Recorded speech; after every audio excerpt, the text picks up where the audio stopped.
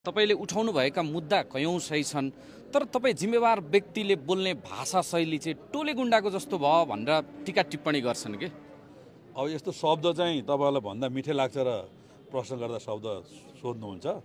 अब नेपालको भाषा बिगार्नेमा सबभन्दा धेरै मिडियाहरू हुन्, किनभने मिडियाले राष्ट्रपति प्रधानमन्त्री तहका मान्छेलाई कसैले पनि तपाईँ भनेर लेख्न जान्दैन। रामचन्द्र पौडेलले यस्तो गरे, केपी ओलीले यसो गर्यो भनेर लेख्नुहुन्छ। यो भाषा बिगार्ने तपाईहरु सबभन्दा पहिला खुकुरीबाट काटिन तयार छु भन्ने भाषा तपाईहरुबाट जेनजीले सिके हैन। अनि कहिलेकाहीँ के हुन्छ भने जसले जस्तो भाषा बुझ्छ त्यस्तै भाषा बुझाउनु पर्छ।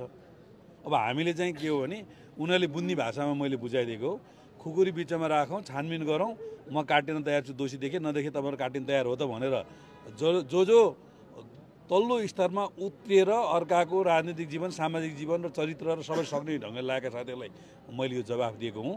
र मेरो निजी जीवनका सन्दर्भमा तपाईँले जे प्रश्न उठाउनु भयो, म यसले राष्ट्रघात गर्दैन, म यसले भ्रष्टाचार गर्दैन, म यसले अपराध गर्दैन र म यसको ब्याकग्राउन्ड जो 23 वर्षको उमेरमा गुन्डु गाविसको अध्यक्ष भएर विकासमा भक्तपूर्ण कायापलट गरेको छ र काहीँ कतै म यसको नामबाट कोही पीडित छु, म यसको नामबाट कसैले 1 रुपियाँ अथवा 100 रुपियाँ काहीँ कतै दिनु परेको छ भने आओस् म कहाँ, म त्यो चुनौती दिन चाहन्छु।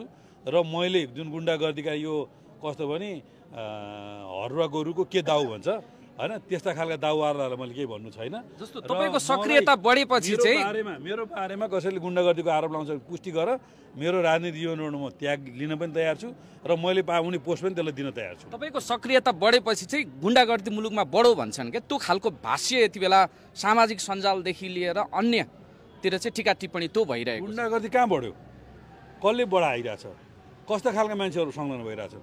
हिजो जेएनजीको अभियन्ताका नाउँमा सरकारी निकायका कार्यालय प्रमुख भएर थर्काउँदै हिँड्ने एउटा केटोलाई हिजो फै काण्डमा प्रहरीले समाते होइन र त्यो चाहिँ के महेश बस्नेत मान्छे हो त।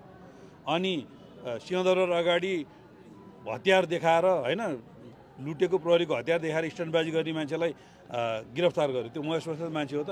अनि देवबाको घरबाट बुद्ध मूर्ति चोर्नेले उहाँ समात्यो के अरे चितवनमा, त्यो महेश बस्नेत मान्छे हो त। अनि झापाको चाहिँ नि ब्राउन सुगर एउटा चाहिँ भागेको रवि लामे छाने चाहिँ को उत्साह र उहाँको पछि लाएर भागेको मान्छेलाई ब्राउन सुगर सही समात्यो, त्यो महेश बस्नेत मान्छे हो त। जेएनजी आन्दोलनमा सुदन गुरुङ सँगसँगै च्यालेन्ज गर्ने केटोलाई धादिङमा आफ्नै आमा मारेको अभियोग समायो, त्यो चाहिँ के महेश बस्नेत मान्छे हो त, एमालेको मान्छे हो त, हामीले उचाले मान्छे हो त।